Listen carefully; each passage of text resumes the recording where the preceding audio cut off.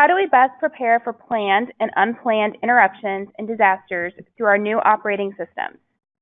Today's webinar, Continuity of Service and Disaster Planning for NG911, is presented by Hamilton, NG911, and INdigital.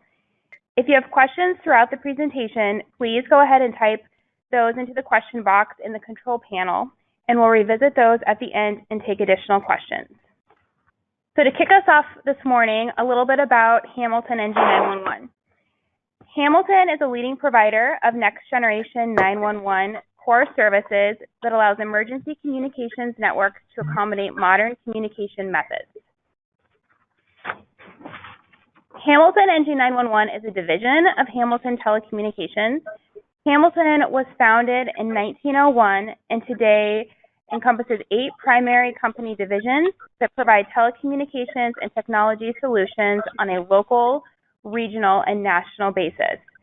Hamilton also provides contracted traditional relay and caption telephone services in 18 states and provides many of our services nationwide. So some information about INdigital. INdigital is a next-generation public safety research and development company and an industry leader in next-gen deployment and operation. So like Hamilton, INdigital has a significant footprint across the United States. INdigital has successfully delivered over 35 million and counting emergency calls across IP networks. So let's get started with today's webinar and the information that most directly impacts you. Today's panelists include Rob Leonard and Curt Wolfenberger.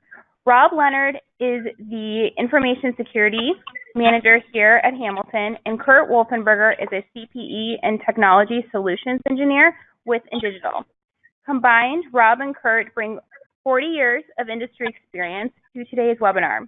So thanks so much for being here, and I will let them take it from here. All right, thank you, Jennifer. This is Rob Leonard with Hamilton NG911. Again, I am the Information Security Manager for Hamilton, and I'm glad to be on the panel today. You know, we'll talk a little overview here. We're going to go through the process of incident response and how that relates to disaster preparedness, the planning and the training that goes around that, cybersecurity components and how they fit in. Continuity of service, we'll define that and what it means to you. And then call handling continuity, Curt will talk about some of the scenarios that come around call handling and the continuity associated with it.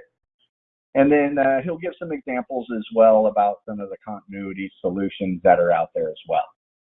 So emergency management, you know, you've got 4 steps: mitigation, preparedness, response, and recovery. And we're going to focus primarily on preparedness today. We feel that would be really where people should be focused from not only the ability to launch into response from this particular area, but it also puts into perspective what it is exactly you need to have to be prepared for emergency management and how you respond to business continuity issues or disaster recovery. So disaster preparedness defined. So measuring an agency's level of readiness and ability to effectively execute their disaster plans. So that includes planning, the training of the disaster preparedness plan, how you're going to stage your resources, how you're going to practice, you know, which is very important. The drills and testing that kind of surround that disaster preparedness as well. And then how you're going to review your plan after you've done some testing and the revisions that you're going to make based on lessons learned. So planning, common scenarios, you know, from a PSAP network readiness, you know, you think about weather, natural disasters, and unfortunately we live in a world now where terrorist attacks are part of that list as well. You know, obviously from weather and natural disasters, you're going to be prepared for the ones that are most probable for your particular area of the country. You know, there's some fiscal responsibility around that. Obviously, with us being in Nebraska, the possibility of an earthquake is possible. but is it very probable? And are you going to put money towards mitigating against an earthquake in Nebraska? Is that the most fiscally responsible course of action? And obviously, you know, we can answer that pretty quickly with a no. But those things are going to need to be discussed, and they're going to need to be analyzed to find out at what level of preparedness you want to be for natural disasters and weather-related kind of impacts on the PSAP. Things to consider, again, prioritize by probability. It doesn't make fiscal sense, again, to prepare for an earthquake in Nebraska, but it would make sense to prepare against a tornado. Disaster recovery plan. What do you have one? What does it look like? And is it tested? Is it practiced? Are there drills that you can do to make sure that you feel warm and fuzzy about that disaster recovery plan, and then make changes to it based on the lessons learned from those tests and drills. So incident response plan, it's while possible to envision all potential scenarios or formulate an action plan that satisfies all needs, the basic incident response plan can help guide your response. So an incident response plan is really a way for you to react to any incident. And you should have checklists, you know, who's going to be the communication spokesperson for the company, and how are they going to articulate the information given to most likely the media, or in the event of a natural disaster where people would be affected inside of the PSAP, how are they going to communicate to loved ones that are inquiring about the safety of their loved ones. So you want to have that in place. You want to be able to tell your facility and operations manager what their responsibilities are, what your communication team contacts are. Are you going to have that go through certain managers and then be relayed to the media to be a certain person? And if so, who is that? When? What can they say? And what can they not say? The media contact log. A lot of the times it's easier to be proactive about disseminating information to the media in a more proactive way than it is reactive. And so if you have some local media contacts that you can get a hold of while that incident is playing out, it looks a lot better to have that information out in a proactive manner. And then media training. The people that are going to be responsible for interacting with the media probably should have some training in handling interviews, and you know, some certain words that are not necessarily beneficial to use during an incident as opposed to those that are. And so media training for the person that's going to be your spokesperson would be very beneficial. Another really great way, if not the best way, to handle an incident is to train headed off. And one of the best ways to do that is to train your people. We all know that our people are the number one risk factor when it comes to the introduction of viruses and ransomware and hackers and malware and all these different nefarious acts to networks, because well, we're human, you know, and we make mistakes and we click on things that we're not supposed to, and you know, we pick up USB drives in the parking lot and we want to know what's on them, and people plug them into computers, and that's a real threat. So definitely train your people. Train them in the things that have the biggest impact. Obviously, ransomware is huge right now across the country. But hackers and malware also have a very large footprint as far as malicious attacks. So teach your people how to mouse over links in emails and see where they go before clicking on them. And do that yearly. And conform the training to what the specific risk and attack landscape looks like at the time. If ransomware is prevalent, more so than, say, viruses, then make sure that the vast majority of your training focuses on ransomware. It helps to build rapport amongst your employees, and it involves everyone in the security and preparedness effort. It really breeds a culture of security when you include all of your employees in what you're trying to do from a security standpoint. It helps to implement a culture of preparedness, and it reduces the cost, again, by proactively eliminating and minimizing threats. So if you can head off these threats by not having them happen in the first place, there is a lot to be said, obviously, for being able to do that. So if you're looking for a place to start with training your employees. You'll see an immediate benefit from that. So some training resources, you're not out there alone.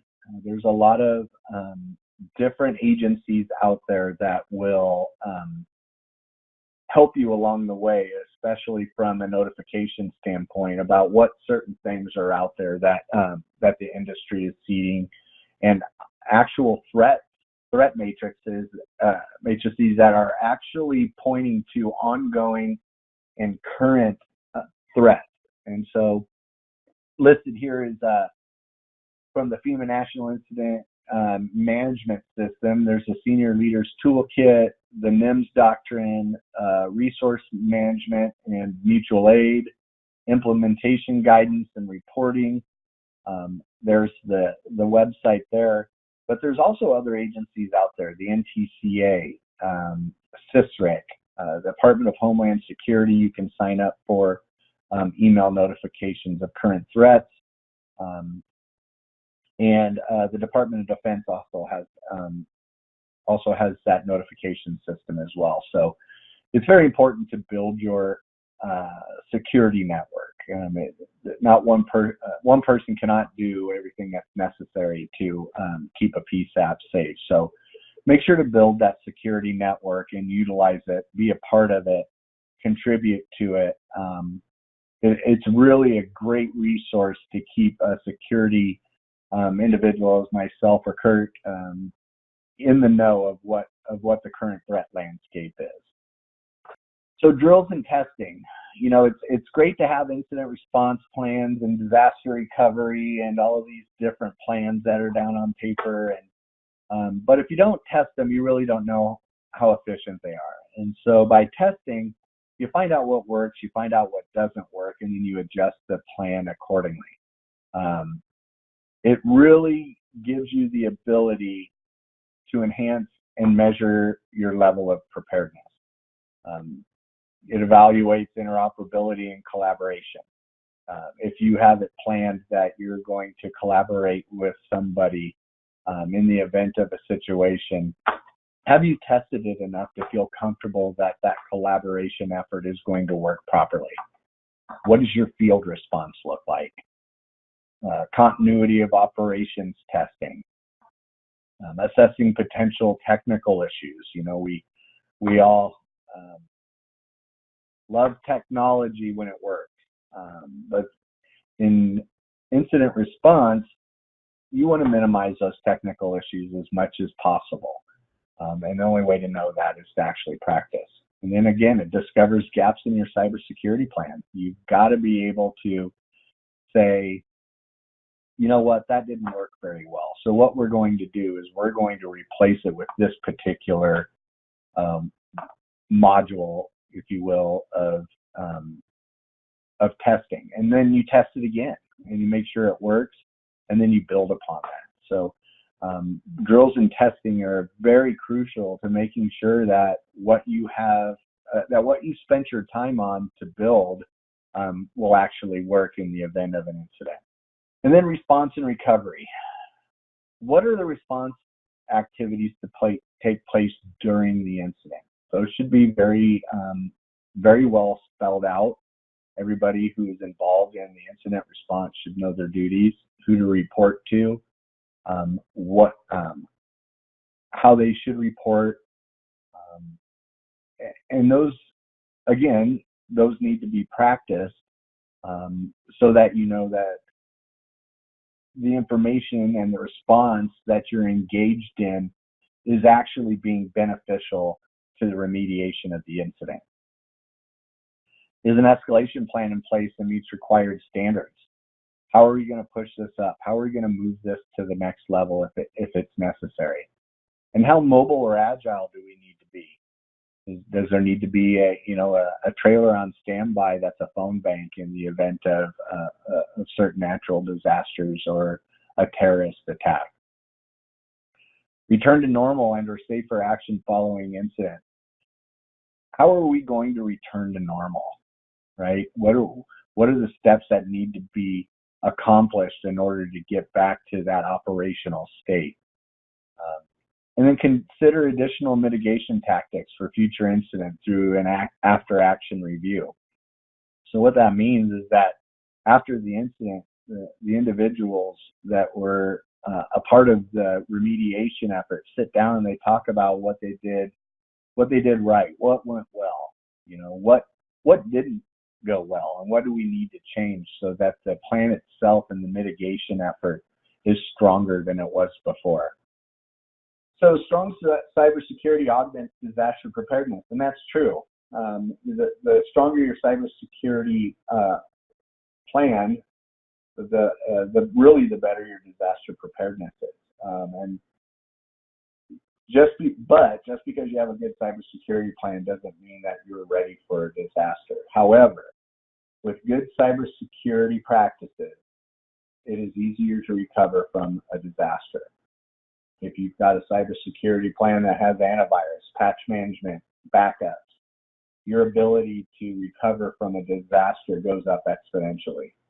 If your systems are wiped out for any reason and you have good backups, the time back to operation is considerably lower because you already have that data ready, most likely queued up to be pushed back to operational systems.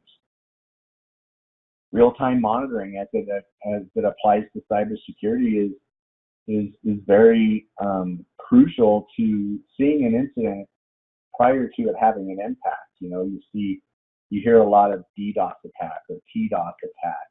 A lot of the times those can be circumvented because you saw a spike in traffic, or you see some other indicators that make you know you have to action on a certain situation before it actually has an impact. So real-time monitoring can be very beneficial. And then dedicated security staff. We talk about fiscal responsibility, and we have to talk about it here too, because security people aren't cheap. They have a big impact, and they're probably worth the money that they're being paid. However, a lot of the budget constraints that we see in PSAPs across the country don't allow for that security staff to be on site 24/7, 365 in some form or fashion. And so partnering with somebody might be the answer, because the money associated with that is considerably lower than if you take that security effort on in-house. And if you do partner with somebody, allow that security provider to guide you. A lot of the times we hire people and then we want to impose our will or our thoughts or our plan onto the professional, and I think you'll get a lot more benefit from that security provider if you take a step back and you let that security provider give you a roadmap to not only a good cybersecurity hygiene and preparedness, but disaster and incident response plans as well. So what does continuity of service look like at the call handling level? This is where Curt comes in with his expertise, and I will hand it off to him. Okay, thanks, Rob. You always do a great job addressing issues related to cybersecurity and incident response. During the remainder of this webinar, I'm going to focus on a specific component of continuity of service that's critical to maintaining dispatch operations. As our public safety technologies continue their transformation from legacy to next generation IP-based platforms, comm centers can expect to experience various types of events that will impact voice services. All comm centers have or will endure scheduled service interruptions that are caused by events such as network maintenance or call handling systems software updates and patches, as well as the dreaded unplanned and unexpected events related to carrier network outages, ransomware, and telephony denial of service attacks. Regardless of the type of event that causes a disruption to your communication systems, what happens, or when it happens, your ability to meet the needs and expectations of the communities and the first responders you serve will be adversely impacted. To get a clearer perspective of the 911 landscape, let's take a quick look at the history of 911. For more than a half a century, the public is dependent on being able to dial 911 to get help. Today, the public has an even higher expectation, not just that the call will go through, but they also assume that they'll be able to reach 911 using the same types of technologies that they use daily. Not only voice, but also text, photos, and video. And that said, we aren't going to delve into text, photos, or video. Today, we're going to focus on the voice component of survivability. So looking at this chart, the simplicity of the first 4 or 5 decades of 911 as compared to today's highly complex design is clearly apparent. Not that any of the legacy technology wasn't complex for its era, but the 21st century adds exponential options and diversity at many levels. So the good news is that in our industry, it's working to catch up. But in general, much of the country is still using legacy 911 technology that's essentially the same today as it was 50 years ago. And these legacy systems simply cannot take advantage of much of the new technology that's available to dispatch today. So for this reason, INdigital and Hamilton are working together to develop an awareness within the public safety industry regarding the options that are available to them, that are allowing comm centers to maintain voice continuity of service. Because from our experience in designing, engineering, implementing, and maintaining emergency services IP networks, as well as the call handling systems that are dependent upon them, we've found that it's imperative to add the often overlooked component of voice survivability to the conversations and discussions. This question, what's the most important service related to call handling at your comm center? The answer is voice communications. Because without 911 service or the trunks or administrative trunks, the call isn't going to be processed. So what happens if you can't dial your support group when you're having common computer problems or network problems, or your CAD isn't working or your map's not plotting? What if the 911 trunks are good, your calls are coming in, but your admin telephone service is down or crippled by a TDOS attack? Do you have another plan, another dial path? What you need is a dedicated backup 911 and administrative voice continuity of service plan. And we hope that this webinar will spur you into considering voice continuity of service plans for your comm centers.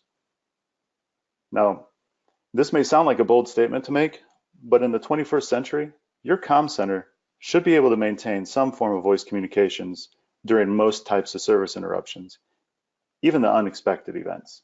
So regarding call routing policies, what happens to a 911 call when it can't be delivered to your PSAP today? In most cases, the call will follow the alternate or default route to an agency that was defined by your comm center authorities, then added to the 911 call routing systems by your carriers during the initial turn-up and call testing. This is typically an adjacent agency in another county or an agency within your own jurisdiction, if one is available.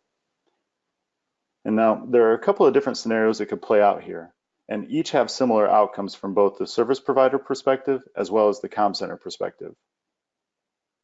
If the disconnect in the network occurs between the caller and the carrier, it's pretty simple. The caller is isolated. He's not dialing anybody.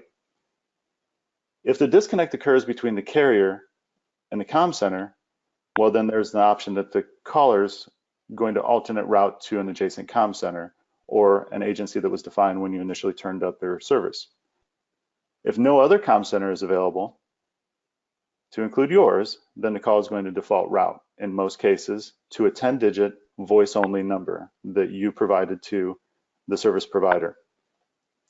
So in most of these scenarios, regardless of the cause of the voice service interruption, if the interruption occurs in the carrier network prior to reaching the 911 selective router, emergency calls will have no chance of being delivered without an alternative method being implemented. So carriers employ the practice of implementing the default route for each 911 authority that they service. And what this means is that the carrier is going to program that 10-digit administrative number into their switching systems. And that number is going to be used to deliver calls to with voice-only service. Now, this is not the preferred model by any agency, but it does work as long as the systems that are terminating the calls can handle the increased call volume. Now, typically, when the volume of calls increase to most administrative telephone systems, 911 callers are going to end up receiving busy tones. And this is going to be related to a lack of administrative telephone lines. So before I move to the next slide, I think it's important for you to consider developing a coordinated call flow test with your current 911 service provider. One of the most important things that this will do is it'll help you confirm and confidently know where your calls are going to be delivered during various failure scenarios. So now let's take a look at a couple of call flow examples. In this scenario, a 911 call is originating from the carrier network and is routed to the 911 comm center for call handling via a workstation connected to the primary call handling system. When administrative telephone lines are integrated with 911, an admin call follows a similar route from the carrier to the administrative telephone system and is processed on the same 911 workstation that handles the 911 calls. In the event the comm center is unavailable, 911 calls will alternate route to an adjacent agency, and that admin telephone call may ring with no answer until the local telephone system administrator can redirect them internally or the 911 call handling system is restored. In scenario 2, we see a similar call flow play out. The call is coming in from the carrier network and is routed to the comm center for call handling via a workstation that's connected to that platform. If the workstation is not available, the host 911 call handling system will deliver the call to a directly connected backup telephone.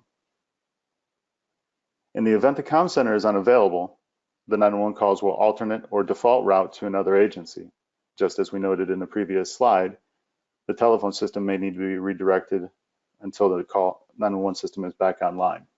So this scenario is like the previous slides where the 911 administrative calls are originating from the carrier network and are being routed to the comm center via a primary route unsuccessfully, which requires the use of the next resource in the carrier's selective router. In this case, the second resource is set to deliver a call to an out-of-band backup IP phone, shown here as MEVO. Notice that there is no backup phone attached to the primary call handling system in this scenario.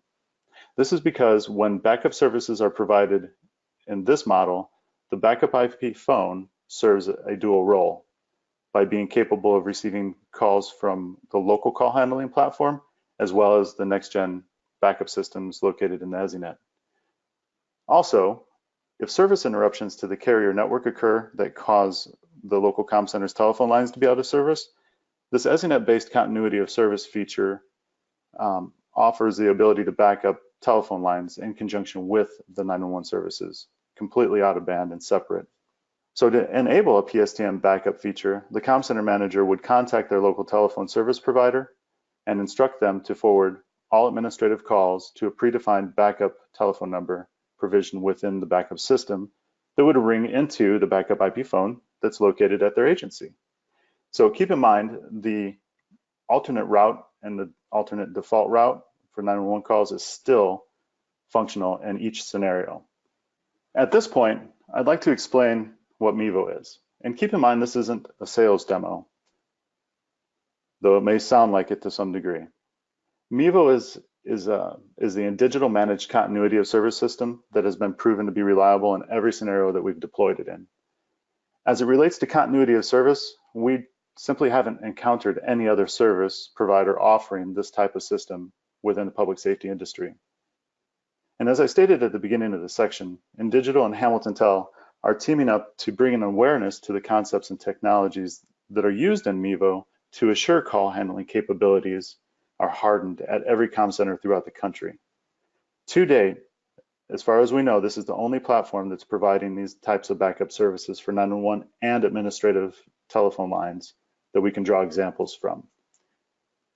So MEVO is a collection of devices such as computers, network equipment, and other technologies that operate together to form completely independent backup and disaster recovery platform that's been engineered specifically for emergency communication centers. So Mevo is more than just a backup phone. It's a purpose-built emergency services voice backup system. And any backup and recovery system deployed for 911 call handling should have call handling capabilities designed to mirror primary legacy and next-gen 911 call handling platforms, such as the ability to monitor calls, to barge into calls when another TC needs assistance with dispatch, the ability to control the call flow and the policy routing in the i3-enabled EZNets, the ability to display call history and provide conferencing capabilities for 911 and administrative lines, single button callback, everything to save time and add functionality should be applied to this phone as a backup platform. Should have call recording, should display maps, should have formatted ALI as you see in this slide for all different types of calls, wireline, wireless, and VoIP. Contact list should be present. And not failing to mention integration to your choice of language translation services or other numbers for speed dial access. So Mevo is a continuity of service system that is not a once and done service. It's a solution that scales to any size agency. And this type of service can be deployed at an agency initially as a backup system to support an aging, unreliable 911 platform. Then later, when it's time to move to a new 911 system, this type of system can act as a bridge system by allowing for the complete removal of the old system, the backroom servers, the workstations, the cabling, and thus allowing for the clean installation of new systems without interruption to emergency call handling for the dispatch center or the community. So once the transition then is made to the new equipment, this type of continuity of service system can continue to operate, performing that function of backup and disaster recovery for voice services. So a portion of the success of the Mevo story, resides in its ability to be a flexible backup platform to any 911 system that's in operation today. So when you're selecting a continuity of service solution for 911 and administrative voice backup service, look for a solution that offers true redundancy and resiliency that's not simply dependent on your backroom equipment. Look for a solution that's independent. Look for a solution that offers immediate sustainable value. And look for a solution that uses true diversity. Thanks, Curt. That's such good information. You know, you might be sitting there now and you're thinking, what are the next steps? You know, what do we need to do? And the answer to that is look to expand the areas that have the biggest impact, as we talked about previously in the disaster preparedness section. So you got your employee training, which you can do very efficiently and pretty fiscally responsible through certain websites like Nova4, ClassMarker. If you partner with somebody, they'll be able to provide that training too. Your ongoing education for your staff, make sure to train your people. It's very important that they stay in the know of the changing risk landscape. Review published standards and resources like we talked earlier about building your network. Build that security network that'll help you really not only be a part of that security network, but to reap the benefits of a group of people with the same goal in mind. Fold in your employees for open discussions and planning. It is so nice to get some outside of the box ideas. As a security professional, I can say that it's very easy to get in and focused on the current risk landscape. And then again, test and drill. Make sure that the stuff that you're implementing or that you're implementing with the help of a partner that you're actually testing so that it can be refined and made better based on the practice. And then explore solutions and share findings. Curt was talking about the Mevo solution, which hands down has been, it's extremely beneficial for multiple PSAPs across the nation. And so explore those solutions. And then once you do, share those findings with your network community. Talk about them, the good, the bad, how much it costs, if you can do better, what are other people doing? Talk about that. Get into a forum, a security forum, and share your findings so that other people can benefit like you're going to benefit from that security network's information that they're putting out. So, and that includes research and demo potential solutions like MEVO, like Curt was talking about. But talk to your security community. What are they using? What are they demoing? What are they? If you demo, let's say, the MEVO solution, are you expressing the good and the bad about that solution in your network community? Make sure to do that, and that'll promote open discussions within your security community. It's so important. I can't stress enough how important it is to build that network, or that security community, because it's impossible for one or two people to do it all. There's just too much going on for you to know, to be able to know everything that needs to happen, and how you should react to the current landscape. So. Okay, great. Thanks so much, Rob and Curt, for all that wonderful information that you provided today within the webinar. We will go ahead and take some time now for questions. Just a reminder, please be sure to type your questions into the question box in your control panel. And it looks like we do have a few questions. There is a question here about obtaining a copy of the presentation following the webinar, and we will be sending out a recording of the webinar available for replay. We'll do that at some point within the next week or so. That will include all of the visuals and sound that you have received here today during the webinar. Another question includes, what is a great starting point for reviewing security protocol? Yeah, this is Rob. I can touch on that one. It's kind of like eating an elephant. It's as I talk to a lot of folks, the biggest thing is this question right here. How do we start? And I think that's really the basis of the question. And what I would do is I would list out the things that you're most worried about and ones that would have the biggest impact on continuity of service, and list those things out, and then get with the decision makers to prioritize that list. So what you're essentially doing is you're taking the things that could have impact, you're prioritizing based on the size of the impact that they would have. That way, when you start mitigating those risks, you're starting with the ones that would have a direct, a clear and present danger to your continuity of service. So it'd be list everything out, prioritize them based on impact, and then start remediating based on the amount of impact that those issues may have on your systems. Thanks, Rob. It looks like we've covered all of the questions for today. So thanks so much, everyone, for joining us during today's webinar. We really appreciate your time. Please be sure to check out HamiltonNG911.com for more information on our core services and more.